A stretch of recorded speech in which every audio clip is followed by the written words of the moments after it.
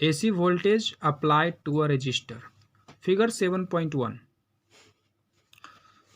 AC voltage applied to a resistor. Figure 7.1 shows a resistor connected to a source E of AC voltage. 7.1 जो figure है इसमें resistor show किया गया है और इसे हम एक EMF से जोड़े हुए हैं. The symbol for an AC source in a circuit diagram is this. तो AC सोर्स का जो सिंबल होता है ऐसा होता है. We consider a source which produces sinusoidally varying potential difference across its terminal. तो हम लोग इस सोर्स को एक कंसिडर करते हैं, ऐसा कंसिडर करते हैं कि जो पोटेंशियल डिफरेंस है वो साइनसोइडली वैरी कर रहा है. तो हम जानते हैं कि साइन फंक्शंस के साथ साइन फंक्शन विद टाइम के साथ वैरी कर रहा था, तो उसी को हम साइनसोइडली बोल रहे हैं. ठीक है, तो पोटेंशियल डिफरेंस यानी कि voltage varying sinusoidally across terminal. इसके ये टर्मिनल ये पॉजिटिव निगेटिव या ये निगेटिव या पॉजिटिव, तो इस तरीके से साइनसोइडली वैरी कर रहा है. यहाँ पे पॉजिटिव निगेटिव नहीं दिया जाता क्योंकि इसका हर बार चेंज होता रहता है, इसलिए बस इस तरीके से बना दिया जाता है. तो यही है, we consider source which produce sinusoidally varying potential difference. ये सोर्स ऐसा है, हम इस सोर्स को इस तरीके से कंसिडर करें कि अपना पोटेंशियल डिफरेंस साइनसोइडली वैरी कर रहा है अपने टर्मिनल के अक्रॉस.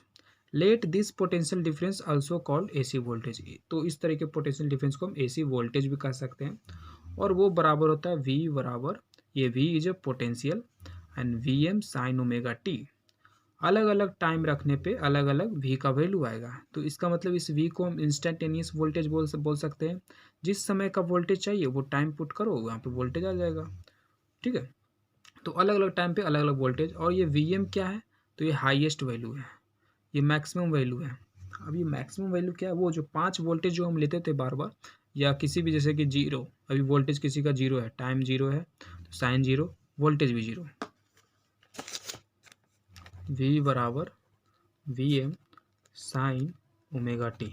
ठीक है, तो अभी टाइम जीरो है तो वोल्टेज भी जीरो, क्योंकि साइन पूरा जीरो हो जाएगा तो साइन जीरो तो जीरो, पूरा वोल्टेज जीरो. फिर मान लेते एक समय में कि टाइम कुछ बढ़ा और इतना बढ़ा कि ओमेगा, ओमेगा क्या है कि एंगुलर फ्रीक्वेंसी है. ठीक है, जो आर्मेचर इस तरीके से चेंज हो रहा था तो उसका कुछ एक एंगुलर वेलोसिटी होगा ना, वही है ओमेगा, एंगुलर वेलोसिटी. ठीक है, तो कुछ इसका एंगुलर वेलोसिटी कांस्टेंट होगा, ये चेंज नहीं करेगा. तो कुछ टाइम, ऐसा टाइम रखने पे एंगुलर वेलोसिटी जो भी हो उसके साथ मल्टीप्लाई करने पे कुछ वैल्यू आया, मान लेते हैं 30 डिग्री. ठीक है, तो VM साइन 30 का वैल्यू क्या होता है 1/2, तो VM/2. और इसी तरीके से अगर कभी वैल्यू, इसका वैल्यू 90 आ जाए तो पूरा 1 हो जाएगा, तो V बराबर VM ना. अगर यही यहाँ पे टाइम की जगह कुछ ऐसा वैल्यू आ जाए कि ओमेगा के साथ गुना करने पे 60 डिग्री हो जाए, तो वहाँ पे साइन 60 का वैल्यू क्या हो जाएगा, √3/2. तो V बराबर VM √3/2. तो देख रहे हैं अलग अलग टाइम पे जीरो, फिर VM/2, फिर VM √3/2, और फिर कभी कभी तो VM भी. ठीक है, फिर और अगर टाइम बढ़ता है तो मान लेते हैं 90 से बढ़कर 90 से बढ़कर मान लेते हैं 120 हो गया, तो उस समय क्या होगा वोल्टेज, तो VM 120. अगर कुछ यहाँ टाइम ऐसा था कि इसके साथ रखने पे 120 आ गया, तो साइन 120 का वैल्यू क्या होता है, तो साइन 120 का वैल्यू आप इस तरीके से सिंपली निकाल सकते हो.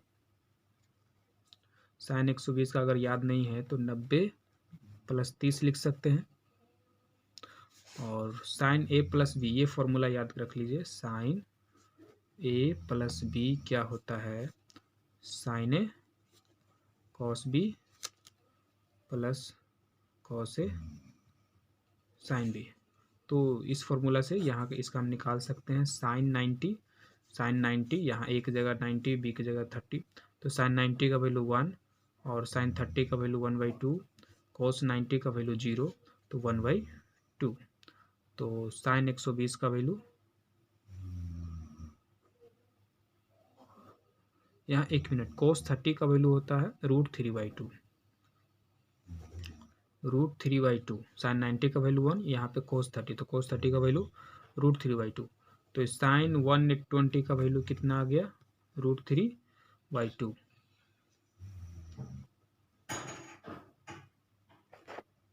तो यहाँ पे फिर से Vm वोल्टेज कितना आ गया? √3/2। पर फिर धीरे धीरे ऐसे ही बढ़ते जाएंगे। अगर हम 180 अगर पे आ गए, मान लेते हैं ऐसा कुछ वैल्यू कि जहाँ पे 180 हो जाए, तो साइन 180 का वैल्यू हो जाता है साइन 180 अगर इसी तरीके से निकालोगे तो 0 आ जाता है। तो फिर वोल्टेज 0 हो गया। फिर और आगे जाओगे तो उस समय फिर निगेटिव में आने लगेंगे, ठीक है। 180 के बाद अगर एंगल रखोगे तो निगेटिव में आएगा। तो ये कुछ उसी तरीके से आ रहे हैं, देख रहे हो, 0, फिर धीरे धीरे बढ़ रहा है, फिर एक बढ़ने के बाद Vm आया, फिर उसके बाद घटने लगा, घट के 0 आ गया, फिर इसके बाद निगेटिव में बढ़ने लगेगा। तो ये जैसे हमने पीछे 5 के साथ किया था, 5 4 3 2 1 0, फिर 1 2 3 -1 -2 इस तरीके से किए थे, वही चीज़ यहाँ पे भी देखने को मिल रहा है। और ये Vm जो है मैक्सिमम वैल्यू है। देखिए इसे हम ऐसे समझाते हैं, जैसे कि इलेक्ट्रॉन यहाँ पे था, पोटेंशियल चेंज हो रहा था, तो इधर इधर ये मूव करता है। जब मान लेते इधर पोटेंशियल हाई है इधर, और इधर माइनस है, इधर प्लस है, इधर माइनस है, तो इलेक्ट्रॉन इधर मूव कर रहा है, ठीक है। और करता गया धीरे धीरे फोर्स इस पर बढ़ता जा रहा है, धीरे धीरे इस पर, तो इस वजह से इसका पोटेंशियल भी बढ़ रहा है, क्योंकि करंट बढ़ रहा है तो पोटेंशियल बढ़ रहा है। तो बढ़ते बढ़ते एक मैक्सिमम वैल्यू आया। अब धीरे धीरे इधर कमने लगा वोल्टेज, है ना, आर्मेचर को याद रखिए, धीरे धीरे कमने लगा, तो इस पे लग रहे फोर्स भी कमने लगे, तो वोल्टेज भी कमने लगा। तो 5 के बाद कमने लगा, ठीक है, 5 के बाद कमते कमते कमते 0 आ गया, फिर और कमने लगा, -1 -2, पूरा -5 तक कमा। फिर उसके बाद बढ़ने लगा, तो -5 -4 बढ़ा, फिर -3 और बढ़ा। इस तरीके से 5 के कभी 5 से नीचे, फिर -5 से ऊपर, इस तरीके से चेंज हो रहा था। तो ये जो 5 है ये मैक्सिमम वैल्यू है, यहाँ से यहाँ तक 5, फिर इधर आने लगता है। तो यही है एम्पलीट्यूड, ठीक है, पीक वैल्यू। तो इसलिए हम Vm को मैक्सिमम वैल्यू लिए, ठीक है। अच्छा, ये फॉर्मूला आया कैसे, इसे हम समझते हैं। तो इस फॉर्मूले को समझने के लिए हमें एक फेजर डायग्राम समझना होगा। जैसे सिंपल हार्मोनिक, जो चीज़ें सिंपल हार्मोनिक के अकॉर्डिंग चेंज होता है, उसे हम एक फेजर डायग्राम में डिनोट करेंगे। फेजर डायग्राम से जब समझेंगे तो इजीली समझ में आएगा।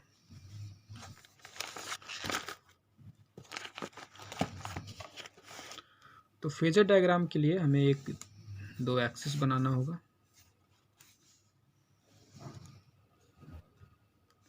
ये है वोल्टेज का एक्सिस और ये एक्स एक्सिस है। इसमें हम क्या करते हैं कि एक जो मेरा मैक्सिमम वोल्टेज है, पीक वैल्यू है, उतने का एक वेक्टर ले लेते हैं, ठीक है। और ये इसे हम मानते हैं Vm, ये हमारा मैक्सिमम है, ठीक है। अब मान लेते हैं एक समय पे यहाँ था, टाइम जब 0 था तो ये यहाँ था। जैसे जैसे समय बीता, ये एक इस तरीके से फेजर जो है ये, जिस पे Vm का वेक्टर है, ये वोल्टेज है मैक्सिमम वैल्यू, तो ये इस तरीके से एक रोटेट करेगा इस तरीके से, ठीक है। अब देखिए, जैसे जैसे ये रोटेट करना शुरू होगा तो एक एंगल बनाएगा, जैसे जैसे समय बीतेगा ये एंगल बढ़ता जाएगा। अब यहाँ पे इससे हम एक साइन ग्राफ भी बना सकते हैं कि ये वोल्टेज और इसी को और आगे बढ़ाएं टाइम। तो अभी टाइम 0 है, तो अभी ये वोल्टेज, इसमें हम वोल्टेज देखेंगे। तो अभी टाइम 0 है, तो ये फेजर यहाँ पे है, दोनों के बीच एंगल 0 है, तो अभी वोल्टेज कितना, 0, टाइम 0 तो वोल्टेज 0। जब टाइम कुछ बढ़ा तो वोल्टेज कुछ बढ़ा, देखो यहाँ टाइम कुछ बढ़ा तो कुछ एंगल बढ़ा, उसकी वजह से कुछ वोल्टेज बढ़ा, और उससे जब यहाँ पे इसे मिलाएंगे कितना वोल्टेज बढ़ा, तो जब यहाँ पे आएंगे तो देखेंगे इतना वोल्टेज बढ़ा। ये कितना वैल्यू है, तो ये Vm है, और ये अगर मान लेते हैं थीटा है, और ये Vm है, तो ये कितना हो जाएगा, तो ये हो जाएगा Vm cos Vm sin theta, ये हो जाएगा Vm sin थीटा। तो इस तरीके से जब टाइम कुछ बीता, मान लेते हैं कुछ समय बीता, तो वैल्यू कितना हो गया, इतना हो गया, है ना, उसी पे बनाया है तो इतना हो गया। तो ये टाइम पे ये हुआ, फिर और टाइम बीतेगा तो वोल्टेज और बढ़ेगा, अलग थीटा पे अलग वोल्टेज। तो ये हो जाएगा जैसे कि थीटा 1 इसे मानते हैं तो Vm साइन थीटा 1, और इस पे Vm साइन, अगर ये थीटा 2 मानते हैं तो Vm साइन थीटा 2। तो अलग अलग पे इस पे कितना हो गया, अलग टाइम पे इस टाइम पे कितना वोल्टेज, इतना वोल्टेज, ठीक है। इसी तरीके से जब कुछ समय और बीतेगा तो ये मान लेते हैं जो एरो था ये फेजर था, यहाँ आ गया, इस समय कितना वैल्यू हो गया, तो पूरा Vm, यहाँ पे कितना, पूरा Vm ही। तो उस समय किसी समय पे Vm हो गया, ठीक है। तो इस समय पे मान लेते हैं Vm हो गया इस समय पे, तो यहाँ तक लाना होगा। तो ये ज़रा इसे आप बनाओगे तो एक ऐसा ही ग्राफ आपको देखने को मिला, है ना, ऐसा। फिर जब ये इधर आएगा तो अब देखिए वोल्टेज कम गया, है ना। तो इसे हम फेजर डायग्राम में समझते हैं, थोड़ा इजीली होता है समझना, उसी चीज़ को फेजर डायग्राम से समझ रहे हैं। तो अब फिर वोल्टेज कमने लगा, तो कुछ समय और बीता तो वोल्टेज क्या हो गया, कम गया, है ना, देख रहे हो। फिर ऐसे बनेगा, फिर और नीचे भी जब इधर आएगा तो इस समय वोल्टेज किधर किधर हो गया, माइनस में चला गया। तो अब जब बनाओगे, कुछ समय बीता, तो अब जब बनाओगे तो ये होगा ऐसे। फिर और जब यहाँ पे तो ये मैक्सिमम वैल्यू ये, फिर जब यहाँ पे तो कुछ ये, इस तरीके से ये एक बनता जाएगा, ठीक है। तो ये जो वैल्यू गया सबसे मैक्सिमम कहाँ तक गया, Vm, ये मैक्सिमम। और ये जो चेंज हो रहा था, कैसे चेंज हो रहा था, Vm साइन थीटा, अलग अलग थीटा पे अलग अलग वैल्यू बता रहा था। जब थीटा 90 हो गया तो साइन थीटा, साइन 90 क्या 1, तो पूरा का पूरा Vm हो गया। तो ये जो वोल्टेज है किसी पार्टिकुलर टाइम पे चाहिए कि कितना वोल्टेज है, डेट इज़ मतलब इंस्टेंटेनियस वोल्टेज, तो हमें कैसे मिलेगा, वोल्टेज बराबर Vm, अगर मैक्सिमम वोल्टेज को Vm डिनोट करते हैं, या एम्पलीट्यूड ऑफ वोल्टेज, तो Vm साइन थीटा से हम इंस्टेंटेनियस वोल्टेज जान सकते हैं।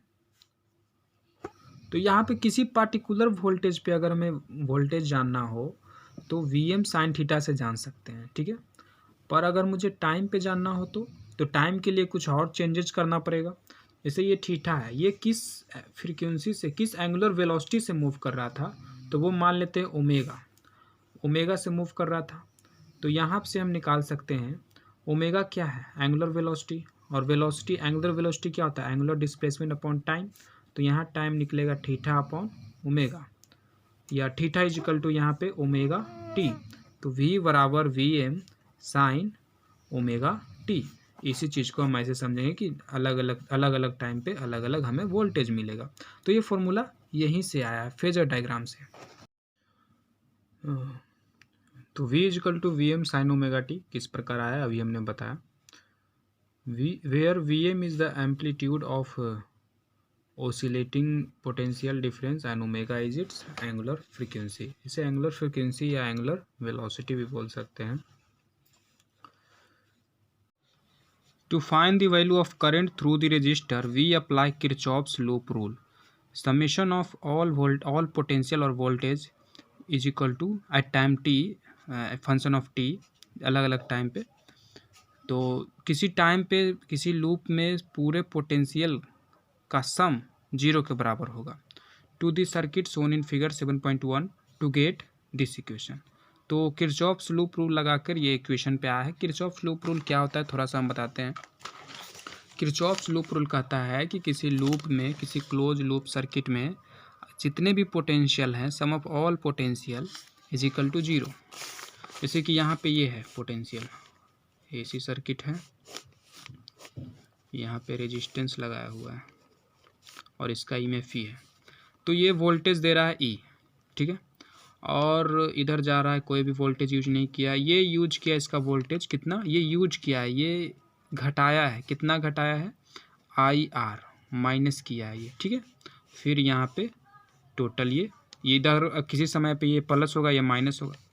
तो ये पूरा ई था और उसमें से कोई यूज करने वाला नहीं है, यही यूज करने वाला, तो इसका सारा का सारा वोल्टेज ये यूज करके टोटल 0 कर दिया। तो यहाँ पे हम कह सकते हैं ई था माइनस आई आर था और टोटल हो गया 0। ठीक है, इस तरीके से वोल्टेज, यही है किरचॉफ्स लूप रूल, इस तरीके से पोटेंशियल 0 होगा। जो भी यहाँ पे वोल्टेज हो सारा का सारा तो ये यूज कर रहा है। ठीक है, तो ये यूज करके पूरा डिप्लेट कर देता है, ख़त्म कर देता है पोटेंशियल। अगर और दूसरा होता तो कुछ वो भी यूज करता, जैसा उसका रेजिस्टेंस। तो इस तरीके से ई बराबर आई आर, और ई बराबर हम लोग जान रहे थे ईएमएफ कितना है यहाँ पे, अगर यहाँ पे ईएमएफ देखें तो भी है, तो भी बराबर आई आर, और भी का हम लोग जानते हैं V M sine omega T is equal to I R. और यहाँ से आई अगर निकालेंगे दोनों तरफ आर से डिवाइड करके, तो हमारा आई इज इक्वल टू हो जाएगा V M by R sine omega T. अब देखिए ये वी एम क्या है, highest potential, peak potential, peak voltage, और ये आर रेजिस्टेंस है, तो दोनों कांस्टेंट है, ये तो चेंज होने वाला नहीं क्योंकि पीक पोटेंशियल जो है सो है, चेंज तो ये होगा वैल्यू, और ये आर भी कांस्टेंट है, तो ये दोनों एक कांस्टेंट का काम करेगा, ये दोनों मिलकर चेंज नहीं होगा, और इसी कांस्टेंट का वैल्यू हो जाएगा आई एम। और यहाँ पे इसी के बराबर हम करंट लिख सकते हैं, पीक करंट बोल सकते हैं इसे, जैसे यहाँ पीक वोल्टेज था और यहाँ पे हो जाता है साइन ओमेगा टी। तो ये करंट का इक्वेशन हम इस तरीके से डिराइव करेंगे, यहाँ पे वैसे ही डिराइव किया गया है। Since R is a constant we can write this equation as I is equal to I M sine omega T, where the current amplitude I M is given by, ये amplitude भी इसे कह सकते हैं, तो is given by I M is equal to V M by R. तो यहाँ पे आई एम एक, यहाँ पे ये है I M is equal to V M by R, I M को आई एम की जगह वी एम बाई आर की जगह पे आई एम लिखे थे ऐसे। इक्वेशन 7.3, ये equation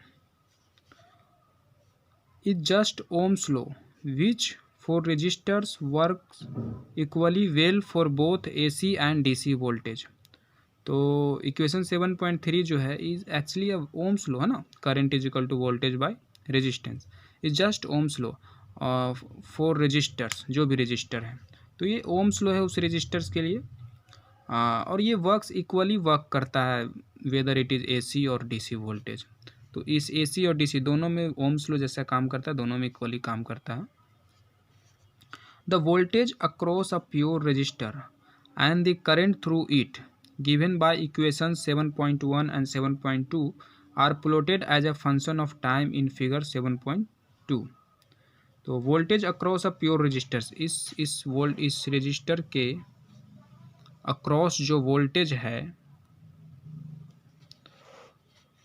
the voltage across a pure resistor and the current through it, इस रजिस्टर के अक्रॉस जो वोल्टेज है और इसमें जो करंट आ रहा है, गिवन बाय इक्वेशन 7.1, तो वो 7.1 इक्वेशन के द्वारा जो वोल्टेज दिया गया है वो, एंड 7.2 के द्वारा जो करंट दिया गया है वो, तो इसमें जो वोल्टेज है और जो करंट आ रहा है are plotted as a function of time in figure 7.2।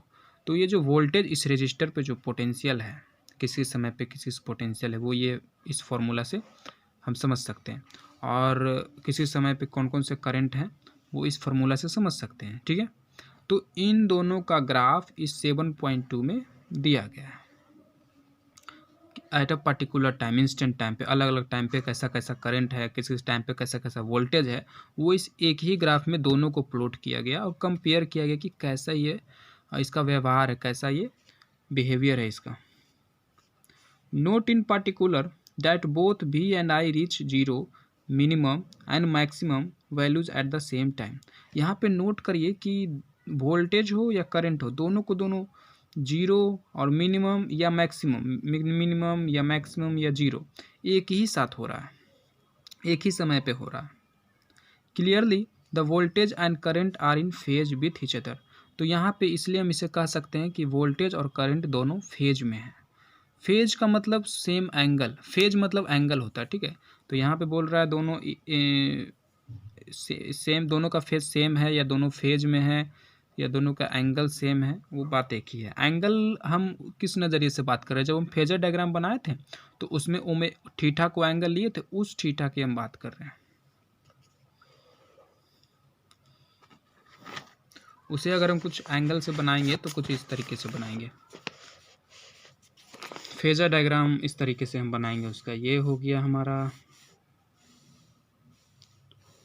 Phasor diagram, ये एक्स, ये वाई, और ये वोल्टेज, मैक्सिमम वोल्टेज, और ये करंट आइए इसी पे होगा। करंट छोटा बनाया क्योंकि हमेशा करंट छोटा होता है, वोल्टेज के बराबर करंट नहीं होता, क्योंकि वी बराबर आई आर, वी और आई बराबर नहीं होता, आई छोटा होता है, इसलिए तो आई में आर कुछ मल्टीप्लाई करके वी के इक्वेट किए, इसलिए आई छोटा होता है। तो आई छोटा होता है इसलिए आई का एरो, आई का वेक्टर छोटा और वी का वेक्टर बड़ा। तो ये दोनों सेम फेज में है, ये जो एंगल है दोनों का सेम है, थीटा या ओमेगा टी दोनों का सेम है, अलग अलग टाइम पे अलग अलग होगा। तो ये कुछ आई इस समय पे, ये आई है इसका, और ये वोल्टेज है, ये वोल्टेज और ये आई। तो यही है, इसलिए यहाँ पे हम कहते हैं सेम फेज में है या फेज में है। We see that like the applied voltage, the current varies sinusoidally and has corresponding positive and negative values during each cycle। हम लोग यहाँ देखते हैं कि जैसे वोल्टेज था वैसे ही करंट भी साइनसोइडली वैरी कर रहा है विथ टाइम, इसी तरीके से वैरी कर रहा है साइनसोइडली, जैसे वोल्टेज वैरी करता था। And has corresponding positive and negative, और इसके साथ भी अपना एक पॉजिटिव और नेगेटिव वैल्यू है हर एक साइकिल में। इस साइकिल एक साइकिल ये होता है, तो एक साइकिल में देखिए पॉजिटिव वैल्यू फिर नेगेटिव वैल्यू, तो यही। Thus the sum of the instantaneous current values over one complete cycle is zero. तो इसलिए इंस्टेंटेनियस करंट का सम, हर एक पॉइंट का करंट लीजिए और उसे सम करिए इन वन साइकिल में, तो जीरो आएगा। क्यों जीरो है? जैसे देखिए यहाँ पे कुछ अगर +4 है तो ये नीचे आओगे तो कुछ यहाँ पे अगर कुछ +4 है तो वही वैल्यू इधर -4 भी मिलेगा। हर एक पॉजिटिव वैल्यू का एक अपना हर एक नेगेटिव वैल्यू है, तो जोड़ोगे तो जीरो आएगा ही। And the average current is zero. तो इसलिए मतलब इंस्टेंटेनियस करंट हर एक पॉइंट टाइम का जो करंट है उसे सम करेंगे कंप्लीट साइकिल में तो जीरो आएगा। तो इसलिए एवरेज करंट भी जीरो होगा। एवरेज करंट क्या होता है? टोटल करंट के एवरेज निकाल देना। जैसे कि एवरेज का एक बताते हैं, एवरेज मैथमेटिक्स का क्या है, इसका रोल हमारे लाइफ में, तो वो हम बताते हैं। जैसे कि आप मान लीजिए कोई आपको बोले कि आपको डेली 4 गिलास पानी पीना है, ठीक है। तो जैसे आपको डॉक्टर प्रिस्क्राइब किए कि आपको 4 गिलास पानी पीना है डेली, तो आपने स्टार्ट किया, फर्स्ट डे 4 गिलास पिया, दूसरे दिन 2 गिलास, तीसरे दिन 3, फिर चौथे दिन 4, फिर 6, फिर 3, फिर 1, फिर कुछ नहीं, फिर 2। इस तरीके से आप पानी पी रहे हो। और अब जब डॉक्टर के पास जाते हो तो वो पूछते हैं कि आप कितने ग्लास या कितने लीटर डेली पी रहे हो, तो आप क्या जवाब दोगे? क्या 4 दोगे, क्या 2 बोलोगे, क्या बोलोगे? आपने तो हर दिन अलग अलग ग्लास पिया, तो उन्हें क्या बोलोगे? या बोलोगे कि नहीं बोलोगे कुछ? तो उन्हें जवाब देना है, उन्हें बताना है कि हम एवरेज में पिए हैं। और वो एवरेज कैसे निकालते हैं? तो इन सभी को सम कर दो, कितने हो जाएंगे? 4 2 6, 6 3 9, 9 4 13, 13 6 19, 19 3 22, 22 1 23, 23 2 25। और कितने थे? 1 2 कितने दिन पिए थे? 1 2 3 4 5 6 7 8 9।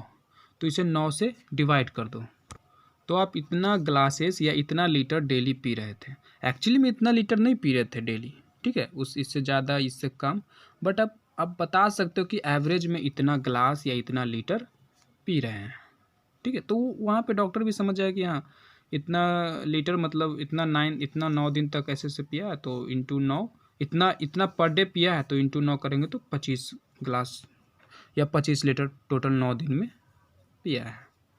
तो ये होता है एवरेज, ठीक है। एवरेज सिंपली हम लोग एवरेज इससे और अच्छे से समझेंगे एक एग्जांपल से स्पीड में। एवरेज स्पीड क्या होता है? तो total distance by total time, ठीक है।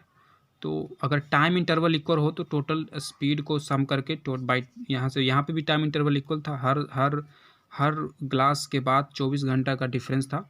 तो वहाँ पे भी जैसे एवरेज स्पीड हम लोग निकालते हैं total distance by total time, इस तरीके से सभी स्पीड को जोड़कर 2 से डिवाइड या नंबर ऑफ स्पीड से डिवाइड नहीं करते हैं। तो वहाँ पे भी वैसे भी कर सकते हैं, बशर्ते इन टाइम इंटरवल इक्वल होना चाहिए, ठीक है, इक्वल होना चाहिए। तो अगर टाइम इंटरवल इक्वल है तो मान लेते हैं 25 के स्पीड से गाड़ी चल रही है, फिर 2 सेकंड बाद 26 से चलने लगी, ऐसे छोटा लेते हैं, 5 के स्पीड से चल रही है, फिर 2 सेकंड बाद 3 के स्पीड से चलने लगी, फिर 4 के स्पीड से चलने लगी, हर एक सेकंड बाद ऐसे चल रही है, एक सेकंड लेते हैं। तो मेरा एवरेज स्पीड क्या है, तो 3, सबको जोड़कर 3 से डिवाइड कर दो, 5 3 8 4 12, 12/3 4। तो आप 4 के स्पीड चला रहे थे, ठीक है, 5 के, 3 के, 4 के, बताया आंसर क्या, सिर्फ 4। तो ये एवरेज है, ठीक है, ये बोल रहा है कि एवरेज है। अगर इस तरीके से चलाओगे तो अगर 3 सेकंड तक चलाए तो 12 मीटर चलोगे, ठीक है, हर एक सेकंड 5-5 मीटर, ये एक सेकंड में 5 मीटर, अगले सेकंड में 3 मीटर, अगले सेकंड में 4 मीटर, 4 3 7 7 5 12, 3 सेकंड में 12 मीटर। तो वैसे चलो या ऐसे चलो, बात एक ही, अगर 4 के स्पीड से भी 3 सेकंड तक चलते तब भी 12 मीटर ही चलते, और इस तरीके से अलग अलग स्पीड में हर सेकंड पे चले तब भी 12 मीटर ही चले, तो दोनों बराबर हैं। बट इसे हम एवरेज में यूज करते हैं, एवरेज का यही यूज है, ठीक है। ये इक्वल इंटरवल में ये बांट देता है, इक्वल टाइम में बांट देता है ये।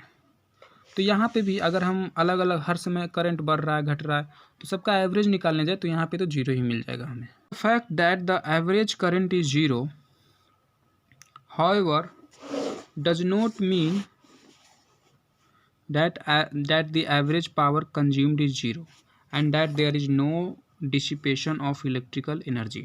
तो यहाँ पे बोल रहा है कि एवरेज करंट 0 है, तो इसका मतलब ये नहीं कि एवरेज पावर जो कंज्यूम हुआ है, पावर क्या है, पावर मतलब कितना एनर्जी यूज हुआ है कितने समय में, ठीक है। तो जो एवरेज पावर कंज्यूम किया है वो 0 है, इसका मतलब ये नहीं है चला तो है, इधर भी चला इधर भी चला, चलने में तो उतना ही उसे एनर्जी यूज करना पड़ रहा होगा, उतना ही रेजिस्टेंस का सामना करना पड़ रहा होगा, सब चीज़ तो वही बराबर है, बट डायरेक्शन चेंज कर रहा है। तो क्या काम तो किया ना, है ना। तो इसका मतलब ये नहीं कि करंट एवरेज करंट 0 है, तो इसका मतलब ये नहीं कि एवरेज पावर भी 0 है, ठीक है, एवरेज पावर कुछ ना कुछ है। And that there is no dissipation of electrical energy, और इसका मतलब ये भी नहीं कि इलेक्ट्रिकल एनर्जी का कुछ डिसिपेशन ही नहीं हुआ, कुछ खपत ही नहीं हुआ, इलेक्ट्रिकल एनर्जी हुआ है। एवरेज की हम बात कर रहे हैं, ठीक है, करंट वाले ही 0 आए, ठीक है, बट इसका मतलब ये नहीं कि पावर और एनर्जी जो यूज हुआ है वो सब 0 है, एवरेज भी। तो एज यू नो अगर मुझे एवरेज चाहिए तो कैसे निकालेंगे, यहाँ से तो निकालेंगे तो 0 आ जाएगा, क्योंकि करंट 0 है तो पावर भी 0। तो इस तरीके से यहाँ पे देखिए कुछ उपाय निकाला जाता है। आगे देखते हैं, आगे पढ़ते हैं। As you know Joule heating is given by I²R and depend on I² which is always positive whether I is the positive और निगेटिव। तो जूल हीटिंग, जूल्स लोग पढ़े होंगे क्लास 10th में, तो वहाँ से हम लोग जानते हैं कि H बराबर I²RT है ना। तो I का वैल्यू पुट करेंगे, R तो हम जानते ही हैं, टाइम जानते ही हैं, ठीक है। तो जो हम जूल निकालेंगे, हीट निकालेंगे, तो वो क्या होगा, अगर यहाँ आप करंट के वैल्यू निगेटिव रखेंगे तब भी उसे स्क्वायर करके पॉजिटिव ही कर देगा, और पॉजिटिव तो स्क्वायर पॉजिटिव, तो यहाँ पे हीट आएगा ही आएगा, ठीक है। एंड डिपेंड ऑन I², ये तो यही है, एंड नोट ऑन I पे डिपेंड करता तो यहाँ पे भी हीट 0 आ जाता। अगर हीट 0 आता तो फिर पावर भी 0 हो जाता, क्योंकि पावर बराबर वर्क अपॉन टाइम होता है, तो वर्क भी 0 हो जाता है, वर्क और हीट एक ही है ना। Thus there is joule heating and dissipation of electrical energy when an AC current passes through a resistor।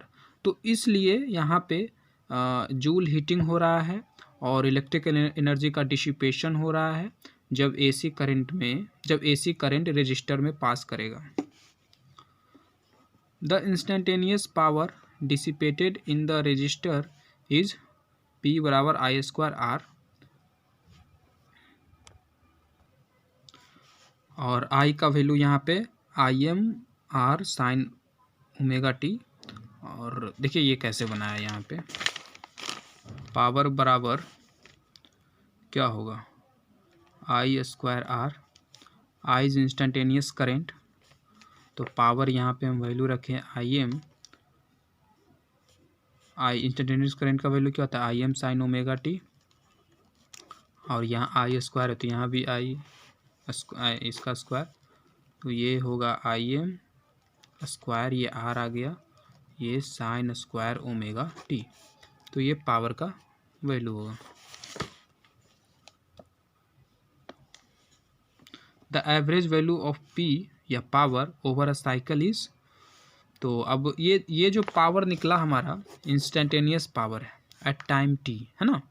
Current क्या है यहाँ पे, यहाँ पे करंट इंस्टेंटेनियस है तो पावर भी उसी समय का निकलेगा, इंस्टेंटेनियस पावर ही निकलेगा, है ना। तो ये है instantaneous power, I M square R sine square omega T.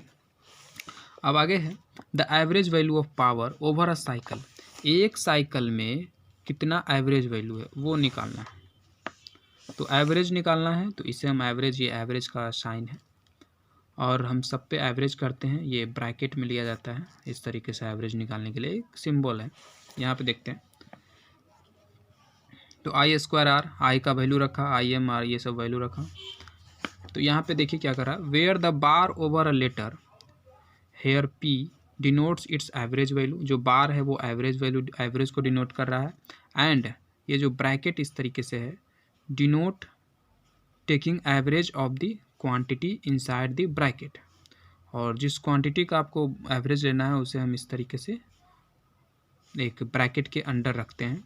Since I M square and R are constant, क्योंकि ये दोनों कांस्टेंट है तो बाहर निकाल लेंगे। अच्छा, एक प्रॉब्लम एक मन में आया होगा कि कांस्टेंट को हमेशा बाहर क्यों लेता है, डिफरेंशिएशन के वक्त भी, इंटीग्रेशन के वक्त भी हम लोग कांस्टेंट को हमेशा बाहर निकाल देते हैं, ऐसा क्यों करते हैं, कांस्टेंट के साथ ऐसा भेदभाव क्यों करते हैं हम लोग। देखिए इस चीज़ को ऐसे समझिए कि जैसे कि मान लेते हैं मेरे पास कुछ क्वांटिटी है 2x ऐसे टर्म में, ठीक है, तो उसका एवरेज निकालना है, 2x है, फिर 4x है, फिर 3x है, ठीक है, और इसका एवरेज निकालना है।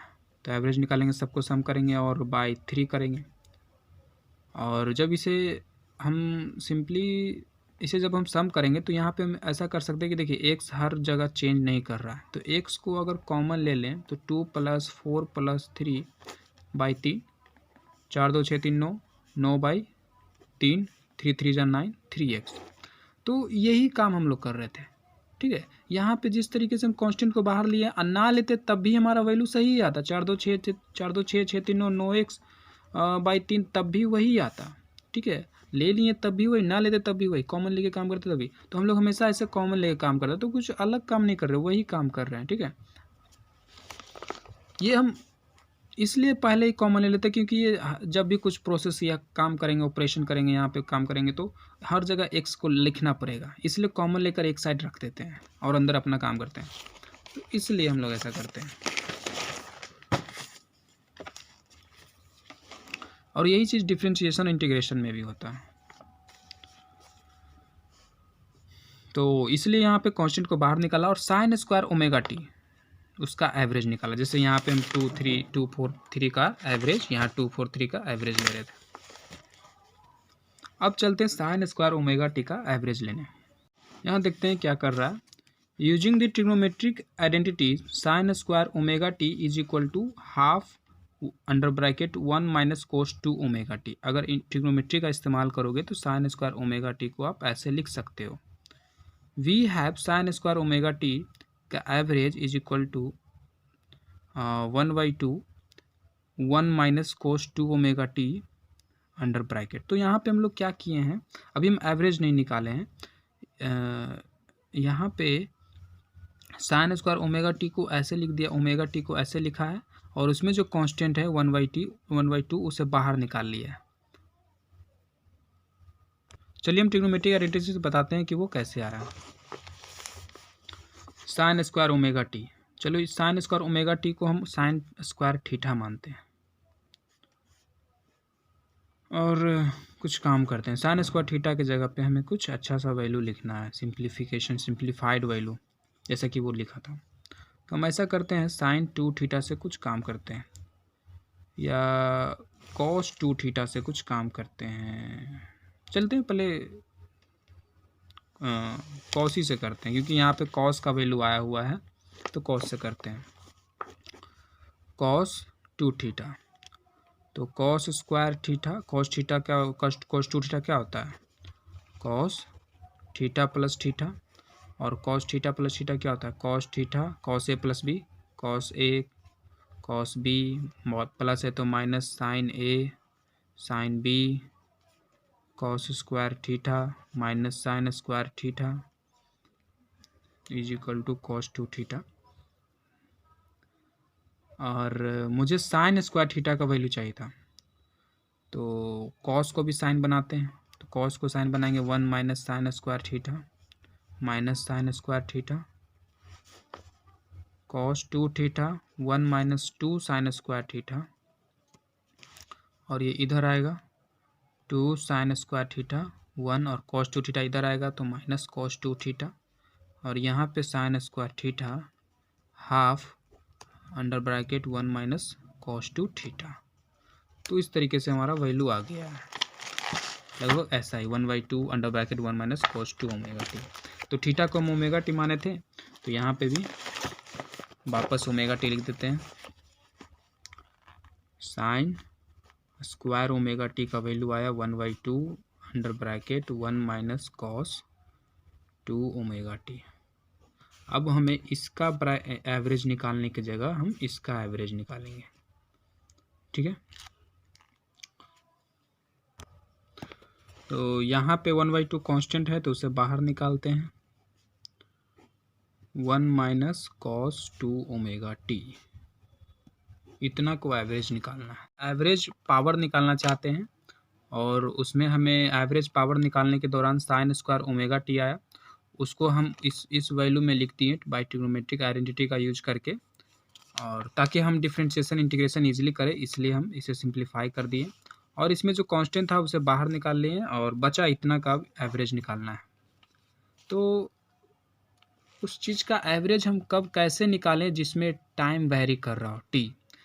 जैसे कि पहले एवरेज निकालना सिंपल था, कुछ डेटा दिया रहता था, वो डेटा को सम करते थे, और जितना डेटा का नंबर ऑफ डेटा रहता था उतना से डिवाइड करते थे, तो वहाँ पे सिंपल रहते थे। बट यहाँ पे ये डेटा है और इसे कैसे एवरेज निकालें, तो इसे एवरेज निकालने से पहले कुछ थोड़ा सा एवरेज को एक अलग तरीके से, इस तरह से अगर दिया रहे तो कैसे एवरेज निकालें उस चीज़ को ज़रा सीखते हैं। जैसे कि आपको वेलोसिटी दिया हो 2t स्क्वायर के टर्म में दिया हो, या 2t के टर्म में दिया हो, सिंपल लेते हैं, तो इसका एवरेज निकालने के लिए कहा दिया, वेलोसिटी का एवरेज निकालो, तो इस तरीके से हम करेंगे। अब देखिए एवरेज वेलोसिटी का फॉर्मूला क्या होता है, हम सभी जानते हैं, total displacement upon total time, है ना। अगर हम कह दिए 0 से t, 0 to t समय के बीच, 0 से t समय तक इसका एवरेज निकालें, तो हम ऐसा करते हैं, टोटल डिस्प्लेसमेंट निकाल लेते हैं, और 0 से t टोटल टाइम तो मालूम है, उससे हम डिवाइड कर देंगे, सिंपल। तो टोटल डिस्प्लेसमेंट कैसे निकालें, तो ये अलग अलग टाइम पे, हर एक इंस्टेंट टाइम पे एक छोटे से समय भी बीता उसमें चेंज हो गया, है ना, क्योंकि इंस्टेंटेनियस वेलोसिटी है ये, है ना। 0.1 पे कुछ वेलोसिटी दिखाएगा, और 0.2 टाइम रखोगे तो वहाँ पे कुछ वेलोसिटी दिखाएगा, हर एक मोमेंट पे वेलोसिटी चेंज हो रहा है। तो हमें हर एक मोमेंट पे कितना डिस्टेंस कवर किया उन सबको लेना है ना। छोटे छोटे समय में छोटे अलग अलग रेट से डिस्टेंस तय कर रहा है, तो उस सभी छोटे छोटे डिस्टेंस को लेना है और सम करना है, 0 से t समय तक कितना डिस्टेंस और किस तरीके से छोटे छोटे डिस्टेंस कवर किया है, उन सभी को टोटल डिस्टेंस लेना है, प्लस करना है सबको, और t से डिवाइड करना है, ये काम करना है। तो ये चीज़ कैसे करें, तो इस जगह पे बहुत इन्फिनिटेसिमली स्मॉल टाइम में भी डिस्टेंस अलग तरीके से चेंज कर रहा है, क्योंकि हर समय वेलोसिटी चेंज हो रहा है, तो उन छोटे छोटे डिस्टेंस को भी लेना है। तो यहाँ पे हम इस तरह के केस में हम यहाँ पे इंटीग्रेशन का सहारा लेंगे, और क्या करेंगे कि 2t में छोटा सा समय बहुत dt डेल्टा t बड़े चेंज के लिए, बड़े टाइम चेंज के लिए, चेंज इन टाइम के लिए यूज करते हैं, पर dt बहुत इनफिनिटेसिमली स्मॉल चेंज इन टाइम के लिए यूज करते हैं। तो छोटे से समय में अगर हम डिस्प्लेसमेंट निकालें तो 2t इंटू डी टी होगा, है ना, ये डिस्प्लेसमेंट होगा। अब ऐसा ऐसा हर बार चेंज हो रहा है, तो कब से कब तक हो रहा है, 0 से t तक हो रहा है, तो उसे हम 0 से t तक इंटीग्रेट कर दें, तो ये हमारा हो गया डिस्प्लेसमेंट। अब इस dt को इंटीग्रेट कर दें 0 से t, तो ये हमारा t है। इसे भी सॉल्व करो तो t आ जाएगा कैपिटल। तो इसे हम थोड़ा इस फैशन में लिख दिए, इस स्टाइल में लिखे हैं। ठीक है, यहाँ तक क्लियर हो गया। Displacement upon total distance, displacement upon total time. तो इस तरीके से हम इंटीग्रेट कर लेंगे। टू कांस्टेंट है, बाहर निकालेंगे t dt 0 से t, और इसका dt का इंटीग्रेशन t समय में तो t 2, और इसका इंटीग्रेशन करेंगे तो इसमें हम इंटीग्रेशन का तो रूल जानते ही होंगे कि पावर में एडिशन हो जाता है एक, तो एक तो पहले से था तो 2 हो गया बाई 2, और यहाँ टाइम कहाँ से कहाँ तक, 0 से t तक, और ये t, तो यहाँ पूरा लेते हैं 2 t स्क्वायर में अगर t पुट करेंगे, ये 0 कहाँ से आ गया, अच्छा 0 से t, हाँ, तो capital T square by 2 minus 0 square by 2 by T, 2 T square by 2 by T, 2 से 2 गया, T square by T T, तो ये हुआ एवरेज वेलोसिटी। तो ऐसे ही उसका भी करना है। उस चीज़ साइन स्क्वायर ओमेगा टी कोई क्वांटिटी है, कुछ भी क्वांटिटी हो, वेरी कर रहा है, तो उसका भी हमें ऐसे ही साइन स्क्वायर ओमेगा टी का भी हम ऐसे ही, यानी कि इसका हम ऐसे ही निकालेंगे। क्या था, 1 माइनस कोस 2 ओमेगा टी, इसका एवरेज निकालना है विथ टाइम, तो 0 से t मान लेते हैं, और इसे dt से मल्टीप्लाई कर देते हैं, और dt का इंटीग्रेट कर देते हैं। इस तरीके से सिंपली निकल जाएगा हमारा। जो भी टाइम के साथ वेरी कर रहा है उसे एवरेज आप ऐसे निकाल सकते हो, जो भी क्वांटिटी हो। एक करंट का भी क्वांटिटी टाइम के साथ वेरी करता है, Q अपॉन टी, तो इसमें भी हम ऐसे ही करेंगे। करंट दिया रहेगा, अलग अलग टाइम पे अलग अलग करंट दिया रहेगा, उसे dt से मल्टीप्लाई करेंगे, तो करंट टू टाइम क्या हो जाएगा, टोटल चार्ज अपॉन dt का integration, total charge upon total time, तो उसका भी तो एवरेज करंट निकल जाएगा इस तरीके से। तो इसका अब हम एवरेज निकाल रहे हैं, तो ये दो क्वांटिटी है, तो पहले इसे हम सेपरेट कर लेते हैं, और dt 1 इंटू dt, यहाँ पे भी 0 से t cos 2 omega t dt by इसका इंटीग्रेशन कैपिटल T। इसका इंटीग्रेशन क्या हो जाएगा, तो यहाँ पे t के पावर 0 है, तो यहाँ हो जाएगा t, और 0 से t minus,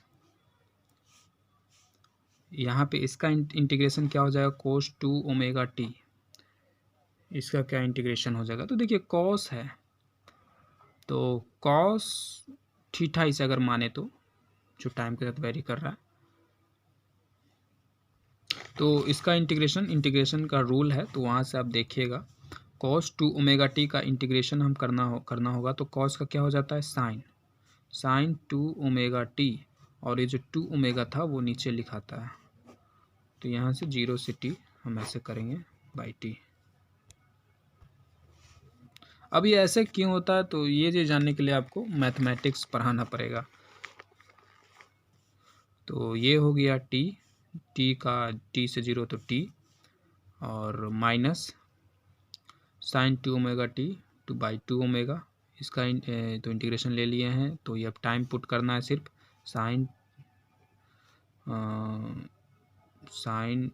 2 omega T minus sine 2 omega 0, है ना, साइन 2 ओमेगा टाइम की जगह 0 by 2 omega by T minus sine 2 omega T, 0 का तो साइन 0 2 ओमेगा बाई टी, और ये जो t है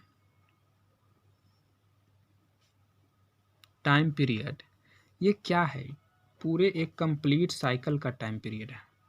ठीक है, तो पूरे कंप्लीट साइकिल का टाइम पीरियड अगर हम निकालें तो जैसे कि ये फेजर डायग्राम से यहाँ समझे कि यहाँ पे था फेजर और ऐसे पूरा घूम गया, है ना, तभी तो ऐसे यहाँ पे आया, तो ये पूरा घूम कर यहाँ आया, तो मतलब पूरा 2 पाई टाइम क्या होता है, डिस्टेंस अपॉन स्पीड, तो और स्पीड ऐसे घूमने का ओमेगा था, तो 2 पाई/ओमेगा लिख सकते हैं इसको। तो यहाँ टाइम की जगह 2 पाई/ओमेगा और by 2 omega by T minus omega, omega ख़त्म, 2×2 = 4 पाई साइन 4 पाई/2 ओमेगा बाई टी। और साइन 4 पाई का वैल्यू क्या होता है, तो साइन या कोस इस तरह के अगर कुछ वैल्यू निकालना हो तो ग्राफ से आप इजीली निकाल सकते हो। साइन का ग्राफ कुछ इस तरीके से होता है, तो देखिए ये हो गया 1 पाई, है ना, 1990 पाई, फिर 2 पाई, 3 पाई, 4 पाई, तो 4 पाई का वैल्यू 0, तो ये पूरा हो गया 0, तो बचा क्या, t/t और डेट इज इक्वल टू 1। तो यहाँ पे हम कह सकते हैं कि इसका जो भी निकाले हम, इसका एवरेज 1 आया, तो साइन स्क्वायर ओमेगा टी का वैल्यू 1/2 बच गया, क्योंकि इधर 1/2 इंटू 1, तो साइन स्क्वायर ओमेगा टी का एवरेज 1 आया। अब हम यहाँ पे इस जगह पे इसी तरीके से यहाँ पे लिखा हुआ देखिए 1/2 ये सब ऐसे किया, और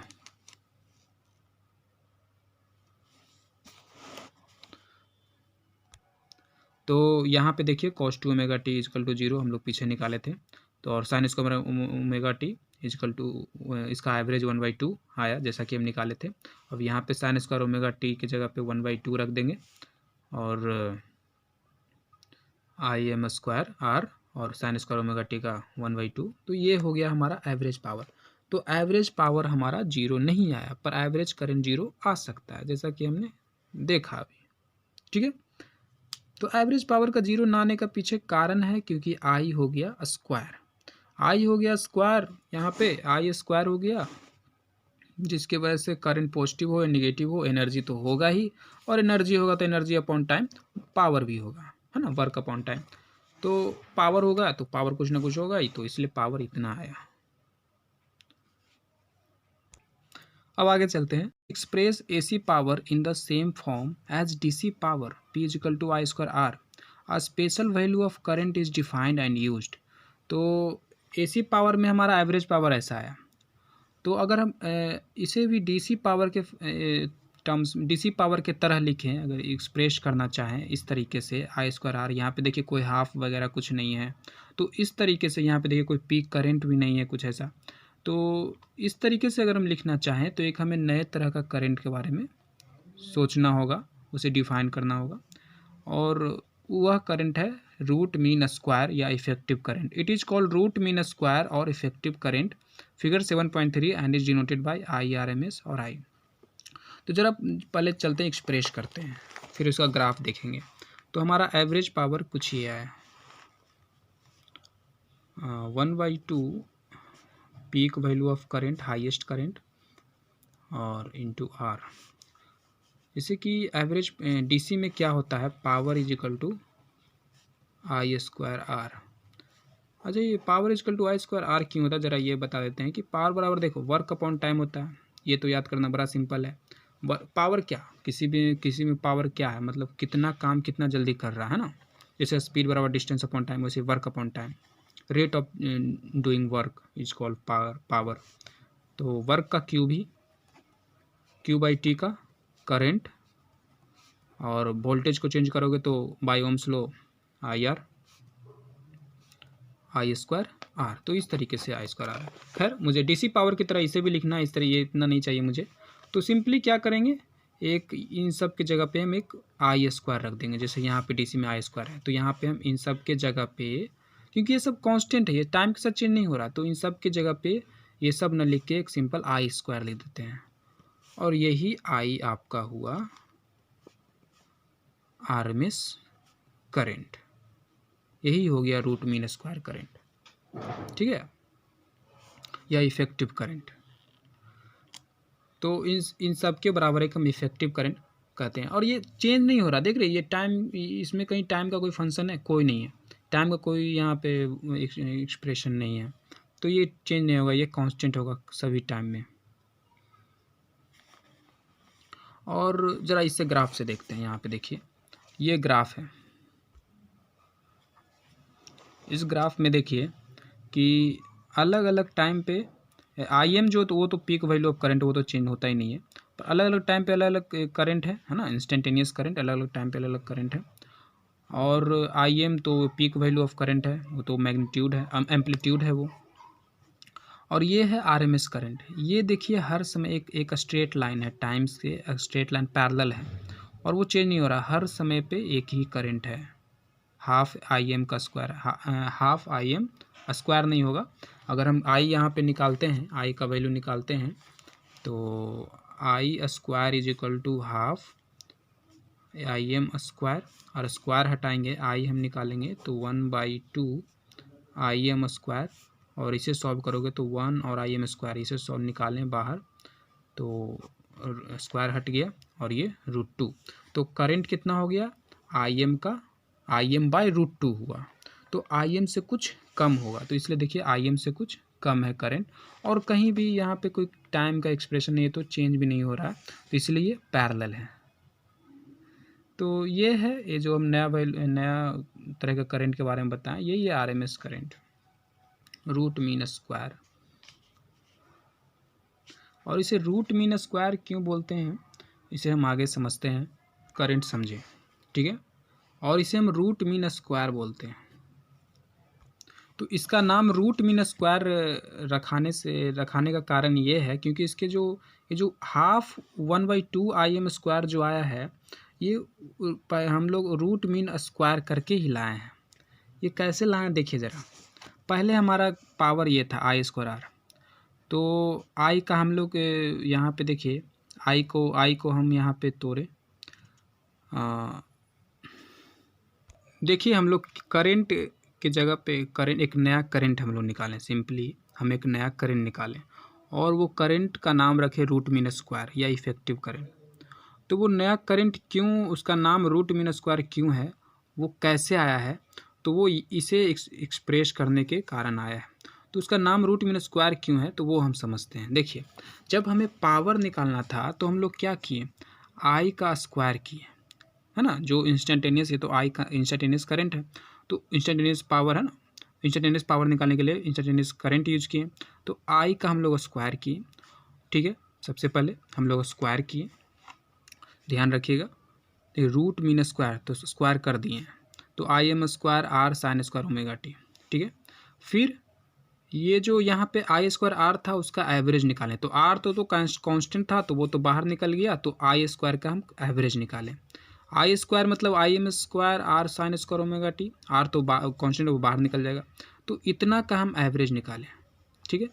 तो स्क्वायर निकालें और फिर मीन निकालें, ठीक है ना, रूट मीन स्क्वायर, समझ रहे हैं। तो स्क्वायर निकाल लिए, मीन कर रहे हैं, मीन मतलब एवरेज निकाल रहे हैं, और एवरेज निकाल कर सब एक्सप्रेशन किए, सारे ऑपरेशन करने के बाद half I M square R आया। तो ये जो half I M square R आया, आर तो पहले भी था, आर तो पहले भी था और अभी भी है। इस आई स्क्वायर को हम क्या क्या किए कि इस आई के साथ क्या किए, पहले स्क्वायर किए, फिर मीन निकाले, इधर मीन निकाले, यहाँ पे स्क्वायर किए, मीन निकाले, मीन निकालने के बाद हम इसे हम आई माने, है ना, आई स्क्वायर माने, और जब वहाँ स्क्वायर से स्क्वायर हटाएं, इस पे किए तो रूट भी कर दिए, तो ये इस पर अगर रूट किए तो इस तरीके से रूट करने के बाद हमें आई का वैल्यू आया। जैसे यहाँ समझिए कि हमारा इंस्टेंटेनियस करंट था, ठीक है, इसका एवरेज, पहले तो आई पावर निकालने की वजह से इसे आई में स्क्वायर किए, तो स्क्वायर कर दिए, फिर इसका मीन निकालें तो एवरेज कर दिए, मीन कर दिए, एवरेज किए मतलब मीन किए। अब इसमें हमारा इतना करने के बाद पावर, हमारा average power half I M square R है, और ये आरएमएस करंट नहीं है, इसका रूट आरएमएस करंट है। ये तो आई स्क्वायर बराबर है, ठीक है, आरएमएस का स्क्वायर, आई स्क्वायर को निकालते हैं तो इसे हम हाफ आई एम स्क्वायर करते हैं और ये स्क्वायर हटाकर रूट करते हैं, तब हमारा आई आता है, आरएमएस करंट आता है। तो इसलिए इसका नाम रखा गया रूट मीन स्क्वायर करंट, या इसे इफेक्टिव करंट भी बोल सकते हैं। आगे चलते हैं।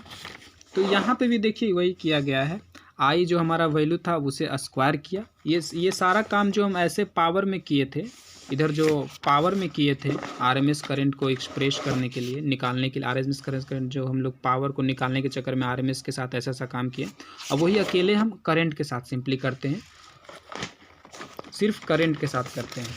तो हम लोग क्या किए, आरएमएस करंट, अगर ये मेरा आरएमएस करंट है तो वो कैसे निकलेगा, आप इंस्टेंटेनियस करंट लो, उसका स्क्वायर करो, उसका एवरेज निकालो और रूट कर दो। स्क्वायर किए, करंट का स्क्वायर किए, मीन के लिए किए और रूट निकाल दिए, तो ये जो हुआ आरएमएस करंट हुआ, रूट मीन स्क्वायर करंट। और जैसा कि इस किताब में यहाँ पे आगे दिया गया है।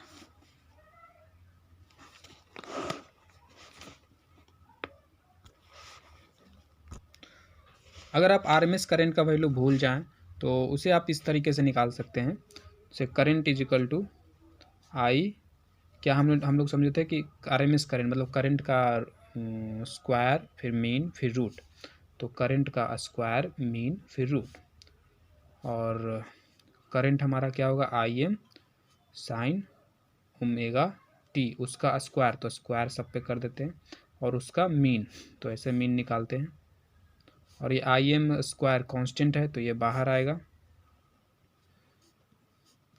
साइन स्क्वायर ओमेगा टी का एवरेज, आई एम स्क्वायर बाहर आएगा, पेयर स्क्वायर है, और साइन स्क्वायर ओमेगा टी का एवरेज 1/2 पीछे निकाले थे ना, और ये इसको अगर सॉल्व करोगे तो √2 आई एम। तो यही चीज़ अभी हम लोग देखे थे। तो इस तरीके से आरएमएस करंट निकाल सकते हैं।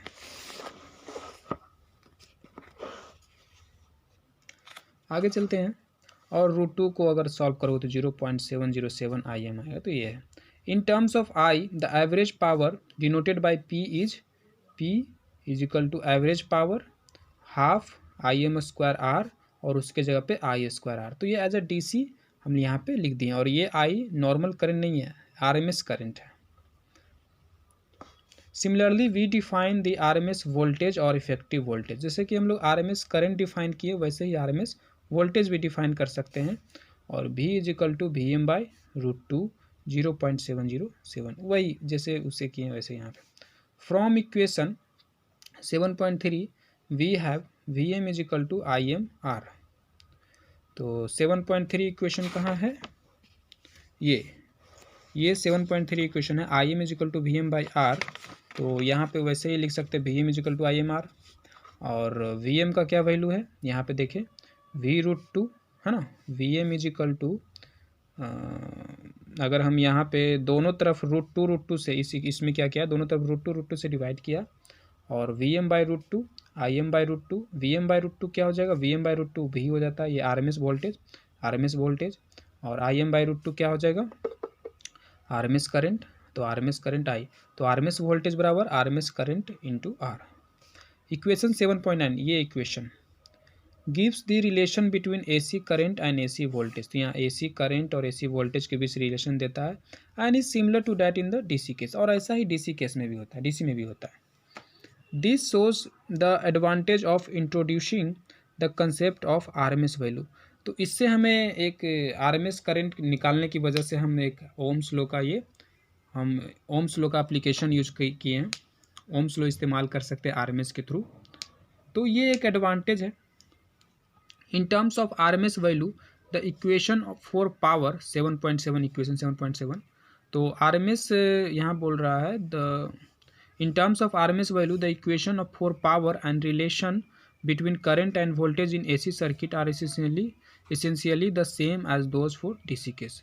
तो आरएमएस वैल्यू की वजह से जो इक्वेशन आरएमएस का यूज करने की वजह से जो इक्वेशन हमें 7.7 में I² R देखने को मिला, और 7.7 में जो देखने को मिला और करंट और वोल्टेज के बीच यहाँ पे जो रिलेशन देखने को मिला एसी सर्किट में, ये जस्ट सेम है जो डीसी के केस में होता है। It is customary to measure and specify RMS value for AC quantities. तो it is customary to measure and specify RMS value for AC quantities. तो एसी क्वांटिटीज़ में, एसी सर्किट में जो हम लोग वैल्यू मेजर करते हैं, जो वैल्यू बताते हैं, वो वास्तव में जैसे कि आई का तो वैल्यू जो होता है वो टाइम के साथ करंट जो चेंज होता है टाइम के साथ, और आई अगर एम्पलीट्यूड एक होता है आई एम मैक्सिमम करंट, तो हम जो बताते हैं मेजर करते हैं वो एक्चुअली में आरएमएस करंट ही मेजर करते हैं। घरों में जो हम लोग करंट मेजर करते हैं और जो वोल्टेज मेजर करते हैं वो आरएमएस वैल्यू ही होता है। For example the household line voltage of 220 volt 220 volt is an RMS value with a peak voltage of V M is equal to √2V। ये पीक वोल्टेज है। Peak voltage कैसे निकाल सकते हैं? √2V। तो आरएमएस वोल्टेज 220 वोल्टेज हम लोग घर पे यूज़ करते हैं, वो आरएमएस होता है। अगर पीक निकालना है तो उसमें √2 मल्टीप्लाई करके निकाल सकते हो। तो 311 पीक वैल्यू है, मतलब 311 प्लस में जाता है, 311 माइनस में जाता है वोल्टेज हमारे घर का, ठीक है। प्लस 311 माइनस 311 उसके बीच ओसिलेट करता रहता है, और जब हम वैल्यू मेजर करते हैं तो वो ये आता है 220। In fact, the I or RMS current is the equivalent DC current that would produce the same average power loss as the alternating current। यहाँ पे बोल रहा है कि जो I वैल्यू है, RMS करंट वैल्यू है, RMS I है, जो RMS करंट जो है वो उतना ही वो DC करंट के बराबर है और उतना ही एवरेज पावर लॉस करेगा जितना एक एसी करता है। कहने का मतलब कि आरएमएस वैल्यू ऑफ करंट कितना जो भी हो, जैसे कि मान लेते हैं कुछ आरएमएस करंट है, मान लेते हैं कि कुछ एम्पियर है, 5 एम्पियर है, ठीक है। आरएमएस करंट है 5 एम्पियर एसी में। अगर उतना ही डीसी में 5 एम्पियर रखें, एक डीसी के केस में बैटरी वगैरह लगाकर वहाँ पे भी करंट 5 एम्पियर हो, तो उतना ही हीट लूज करेगा, एनर्जी लूज करेगा जितना एसी में लूज करता है। या पावर का लॉस होगा डीसी में जितना होगा 5 एम्पियर करंट लेने पर, उतना ही एसी में भी होगा अगर 5 एम्पियर आरएमएस हो तो ये बोल रहा है कि RMS current is the equivalent DC current. ये आरएमएस करंट डीसी करंट के बराबर होता है, जो प्रोड्यूस करता है सेम एवरेज पावर, जो सेम एवरेज पावर देता है। इतना आरएमएस में जो एसी हो और डीसी हो, इतना आरएमएस में, इतना वैल्यू आरएमएस के वैल्यू में same DC average power loss करेगा जैसा अल्टरनेट करता है या जैसा डीसी करता है, दोनों बराबर ही करता है। Equation 7.7 can also be written as P = V² और P = IV, और ये दोनों आरएमएस करंट है।